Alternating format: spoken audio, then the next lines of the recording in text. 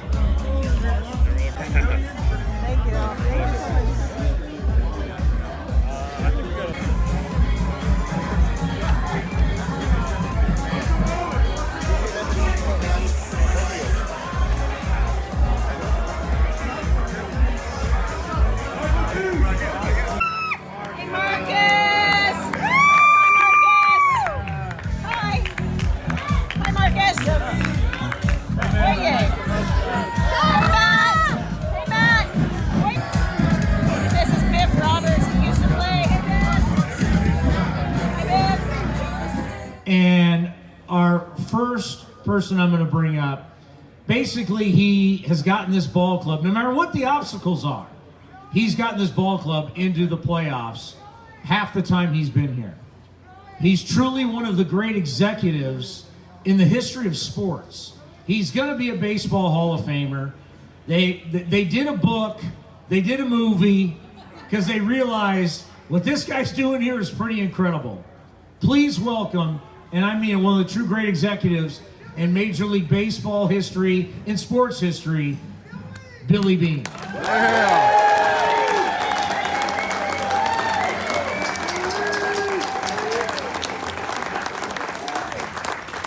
And as I said earlier, it's not easy to build in California. It's not. You can ask a lot of different franchises, whether we could talk to the Giants, or we could talk to the Warriors, you could talk to the Rams, Chargers, you name it. It's not, or the Kings of North. It's not easy getting a building done. And for the first time, someone came in here and said, you know what? I'm not going to be stopped. I'm going to make it happen. And he's making it happen for you. That's the number one thing. He's making it happen for you. No excuse. This man has no excuses. It doesn't matter what you throw in front of him, he makes it happen. Give it up for your president, Dave Kaval.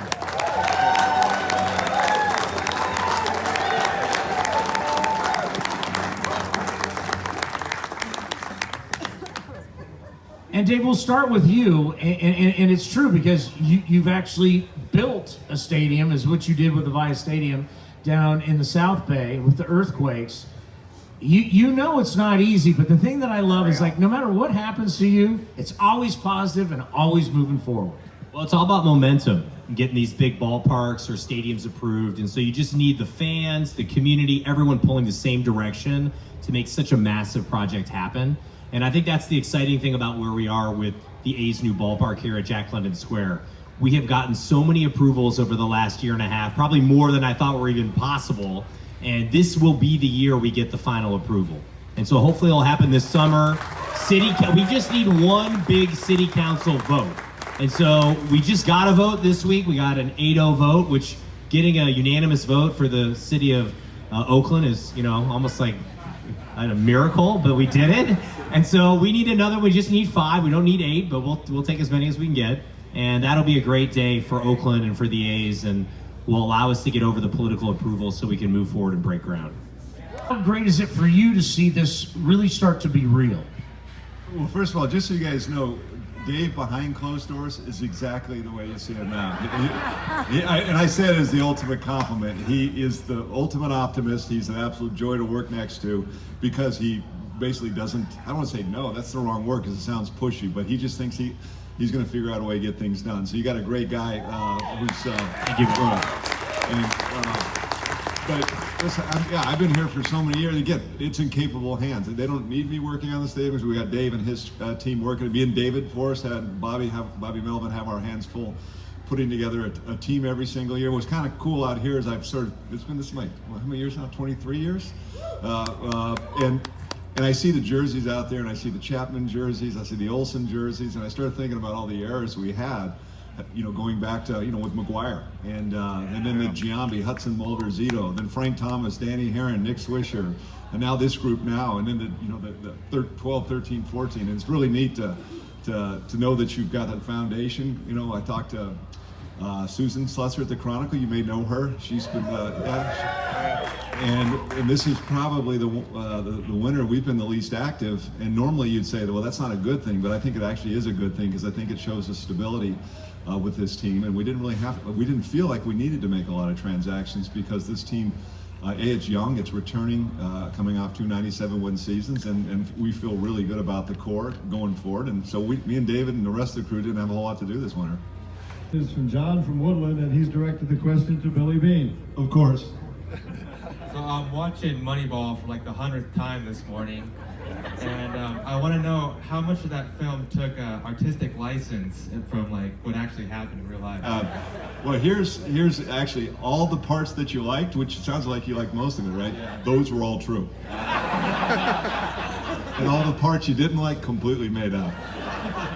How's that? Thank you. All right, next. Lori from Concord. Okay, my question and comment are for Dave. First, a comment. I noticed, like many of the past presidents of the United States, Dave, your hair has gotten a little grayer since you took over your position as president. But it looks good, though. It looks good. And I do want you to know that I'm your biggest fan, Dave. And I have lots of friends who insist that the ballpark will not happen. And my response, including my son, by the way, my response is always, my money's on Dave. Don't bet against him. Well, thank you. Okay, now quick question. So we lost Chris Giles. He's going to spread the access to the world. And I want to know, it's going to be hard to replace him, I assume. Do you foresee any changes in access, or what's on the horizon now that Chris has left? Well, we obviously want to commend Chris for all his contributions to the organization. He did an incredible job. It was a great 2.5 years. And, I think we have an incredible group of executive leaders with the A's, our vice presidents. And so I feel very confident with the team I have. And I think we're going to be able to execute both A's Access and many of the other programs and improvements at the ballpark, things that David Renetti does, making sure the experience is great for all the fans. And so we have a great senior team of people to make sure everything is going to be fantastic for our fans, and that we pull off everything we need to do to make this stadium a reality. And I appreciate your support. It matters a lot. So thank you. Thank you, Billy Beane. Billy Beane, you were a member of the 1989 A's that won 99 victories and beat the Blue Jays in 5 games in the ALCS, and then swept San Francisco in the World Series. What was it like playing on the 1989 A's? What was your experience like earning that World Series championship ring? Critical member, Hall of Famer, former ace. Heck. Honestly, you know what I felt like on that team? I used to sit there and go, what am I doing here? Honestly, I mean, it's one of the most underrated championship teams, I think, of all time. And a lot of it because of the tragedy we had here in the Bay Area. But I mean, Hall of Famers everywhere. And honestly, the idea that they actually had a spot that they could squeeze me in, I had no business being on that team. It was it was an amazing team. It was, not only was it a great team playing wise, and they were great guys. I mean, Dave Parker, Mark McGuire, Jose, Ricky, I mean, on and on. But you think about it, Sandy Alderson, probably a future Hall of Famer. Tony La Russa, a Hall of Famer. It's possible Dave Duncan goes in as a pitching coach.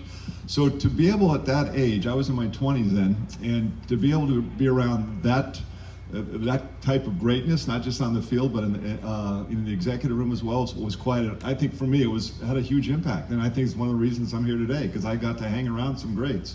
And so I feel honored. I probably didn't deserve to be anywhere near that team, but somehow I weaseled my way on. You know, you think about that team, and I was in high school at the time, and being a baseball player, everybody gravitated to that team because of such greatness. You guys were rock stars. You were like when they talk about Michael Jordan and the Bulls, like Jose Canseco and Mark McGuire, and then Ricky Henderson comes over. You're talking about the all-time swag. I mean, it just wasn't like you were a good baseball team. Literally, you were like the number one team in sports. You guys were rock stars. Whenever you say you, I always say they, but because but you're right. I remember pulling up on the bus, and there would literally be like just the depth of people waiting for the bus at the hotel. It was. I mean, again, it wasn't because of me. It was fun being around it, but and it was a fun group too. I mean, to this day, Dave Parker's struggling with some health issues right now, but he was still the funniest man I've ever been around, beyond his great talents. But it was a good bunch of guys. I mean, getting to see Dennis here today, Eck. I mean, one of the things I always appreciate about Eck is that as great a player as he was, I was like the 26th man on a 25-man roster, and he literally treated everybody the same. I mean, I think, as close to Dennis as anybody, and we had no business being in the same locker room. But it was a unique group of guys, and it was like traveling with a bunch of rock stars. It was incredible. It was fun. It was fun to watch. Okay, so I was there for pretty much the whole Q&A session with Billy and David. And David was actually talking about this new stadium supposed to be back here somewhere. So along the piers, or along here somewhere. It was talking about 2023 possibly, so we're going to be here pretty quickly. We're in 2020 as it is. We've got 3 more years. It's going to be near the waterfront, of course. You got a couple of transportations of walking and taking BART, or even more. Even this way, you can see the ferries. So there's many ways to travel by here. I really like where the ballpark actually is right now, to tell you the truth. But I know that's going to not last forever. So this is the future site of the new stadium, right over this section.